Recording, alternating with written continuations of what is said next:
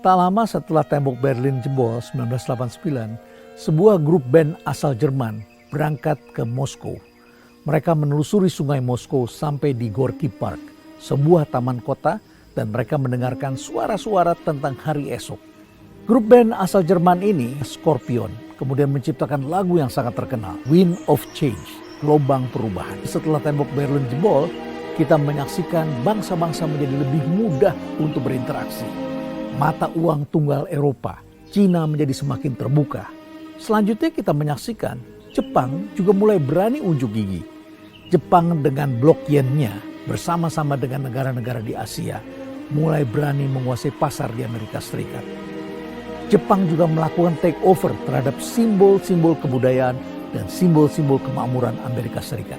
Mereka mengambil alih sejumlah perusahaan yang unggul di Hollywood. Sony misalnya melakukan takeover terhadap Columbia Pictures. Kemudian dilanjutkan oleh Matsushita yang melakukan takeover terhadap MCA, Universal Studio. Itu merupakan bagian kecil yang menimbulkan permusuhan.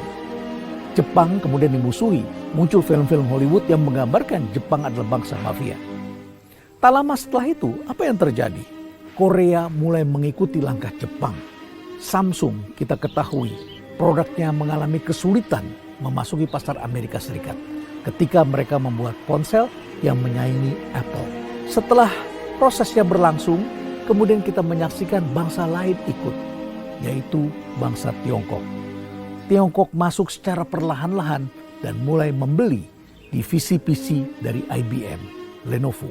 Ini juga prosesnya panjang dan berliku-liku dan bahkan mengalami sejumlah hambatan. Tiongkok menjadi pusat dari global supply chain. Investasi besar datang dari negara-negara barat yang mereka sudah tidak mau lagi produksi. Mereka kemudian memindahkannya ke Tiongkok. Terjadi proses hubungan dagang yang begitu intens. Dan kita melihat sekarang Tiongkok mulai berhasil menjadi penguasa dunia. Puncak dari kesulitan Tiongkok adalah ketika terjadi pandemi COVID-19. Kita mendengar Presiden Donald Trump menyebut COVID-19 sebagai the Chinese virus. Sejumlah musisi, sebut saja Bryan Adams, menulis di blognya bangsa Tiongkok sebagai penyebar virus dari perilakunya yang buruk terhadap lingkungan. Dan setelah itu kita menyaksikan pula terjadi gelombang diskriminatif terhadap bangsa Tiongkok.